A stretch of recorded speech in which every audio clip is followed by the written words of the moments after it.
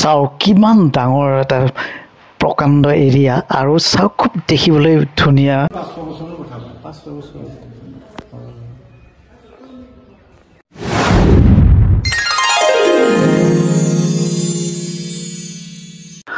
নমস্কাৰ বন্ধুসকলকে মোৰ নতুন ভিডিঅ'টো আৰু চেনেলটোলৈ আপোনালোকক সকলোকে স্বাগতম জনাইছোঁ। আজি মই আপোনালোকক দেখুৱাবলৈ ওলাইছোঁ বহুত বছৰ পুৰণা 500 বছৰৰ অধিক পুৰণা এটা মন্দিৰ, যিটো নেকি আমাৰ বঙাইগাঁও জিলাৰ অভয়পুৰীৰ পৰা 25 কিলোমিটাৰ দূৰত, যিটো নেকি বৰঘলা বুলি কয়। সিজনগ্ৰাম ব্লকৰ পৰা আকৌ অকণমান ভিতৰত বৰঘলাৰ ভিতৰত সৰু এখন গাঁৱৰ ভিতৰত পুৰণা ঐতিহাসিক শ্ৰী শ্ৰী ৰঘুনাথ বিগ্ৰহ মন্দিৰ, সেইটো দেখাবলৈ চেষ্টা কৰিম। তেতিয়াহ'লে আপোনালোকে মোৰ লগত আহক, ভিডিঅ'টোৰ মাজত সোমাই যাওক। আৰু বন্ধুসকল, মই জনাবলৈ খুজিছোঁ যে যিসকল মোৰ ফেচবুক পেজত নতুনকৈ চাই আছে, যিসকল বন্ধুৱে প্লিজ ফ'ল' এটা কৰি দিবলৈ নাপাহৰিব। আৰু যদি মোৰ ইউটিউব চেনেলৰ পৰা নতুনকৈ চাই আছে, প্লিজ ছাবস্ক্ৰাইব এটা কৰি দিবলৈ নাপাহৰিব। তেন্তে পলম নকৰি ভিডিঅ'টোৰ মাজত সোমাই যাওক, আহক। বন্ধুসকল, এই গেটখন দেখিছেনে? এই গেটখন আছে বৰঘলা বজাৰত, যিটো নেকি বিগ্ৰহ ৰঘুনাথ প্ৰভুৰ বিগ্ৰহটো দেখিবলৈ যোৱা মন্দিৰটো আছে ইয়াৰ পৰা 4 কিলোমিটাৰ দূৰত। তো পোনে 4 কিলোমিটাৰ দূৰত সোমাই আহি মেইন মন্দিৰটো ঐতিহাসিক প্ৰসিদ্ধ শ্ৰী শ্ৰী ৰঘুনাথ প্ৰভুৰ বিগ্ৰহ মন্দিৰ সত্ৰখন পাব। চাওকচোন কিমান ধুনীয়া লগা এখন গেট বনাইছে সন্মুখত। আগতে ইমান উন্নত নাছিল, এতিয়া চৰকাৰে বহুত সা সুবিধা দিয়াৰ বাবে বহুতো উন্নত হৈছে। খুব ধুনীয়াকৈ গেটখন বনাইছে আৰু গেটৰ পৰা সোমাই আহি পোনে দেখা পাব যিটো নেকি ডাঙৰকৈ এটা ঘৰ বনাইছে। সেইটো হৈছে ইয়াতে যিকোনো ইয়াৰে উৎসৱৰ কালচাৰেল প্ৰগ্ৰামবোৰ এই ঘৰটোতে কৰা হয়। খুব ডাঙৰ এটা বিশাল এটা ঘৰ, বিশাল এখন মঞ্চ আছে ইয়াতে। তো চাৰিওফালৰ পৰিৱেশটো বহুত বেছি ভাল লগা। আৰু ইয়াতে কিছুদিন আগতে দৌল উৎসৱ গ'ল। দৌল উৎসৱৰ সময়ত এই মন্দিৰটো দেখিছেনে? ইয়াতে বাহিৰত শ্ৰীকৃষ্ণৰ বিগ্ৰহ আৰু লগতে ৰাম লক্ষ্মণৰ বিগ্ৰহটো ইয়াতে 3 দিন ৰখা হয়।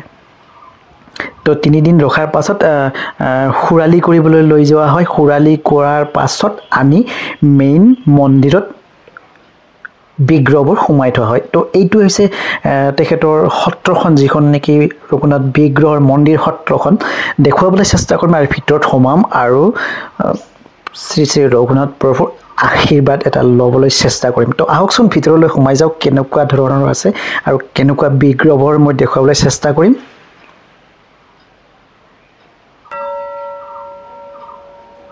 তো চাওক, প্ৰথমতে সোমাই ৰাম লক্ষ্মণ সীতা আৰু শ্ৰীকৃষ্ণ প্ৰভুৰ বিগ্ৰহটো দেখা পাব। তো বন্ধুসকল, মেইন প্ৰথমতে যিটো ডাঙৰকৈ মূৰ্তিটো দেখা পাইছেনে, হয় এইজন শ্ৰী ৰঘুনাথ প্ৰভু, মানে ৰাম, শ্ৰীৰাম। আৰু কাষতে থকা ময়ূৰৰ পাখি লৈ থকা লক্ষ্মণ আৰু মা সীতা আছে, বগাকৈ শাৰী পিন্ধা আৰু হাতত আলতা লোৱা। সোঁফালৰ যিজনী আছে কাষতে সেইজনী মা সীতা, আৰু লক্ষ্মণৰ কাষতে থকা যিজন আছে শ্ৰীকৃষ্ণৰ বিগ্ৰহটো হয়। চাওক, সোঁফালে থকাজন মা সীতা, ৰাম লক্ষ্মণ সীতা। তো দেও আছে, দেওৰ পৰা আমি জানিবলৈ বিচাৰিম তেখেতৰ এই মন্দিৰটোৰ বিষয়ে, এই মন্দিৰটোৰ ৰহস্য। বন্ধুসকল, তেখেতক সোধোতে প্ৰথমতে বুজাই দি আছিলে ৰাম লক্ষ্মণ সীতা কোনজন হয়, কোনটো বিগ্ৰহটো প্ৰথমতে চিনি পোৱা অকণমান অসুবিধা হয়। এজন ৰাম লক্ষ্মণ আৰু শ্ৰীকৃষ্ণৰ বিগ্ৰহ আছে আৰু কাষতে মা সীতা আছে। তো মই প্ৰথমতে দেখুৱালোঁ 500 বছৰৰ কথা 500 বছৰ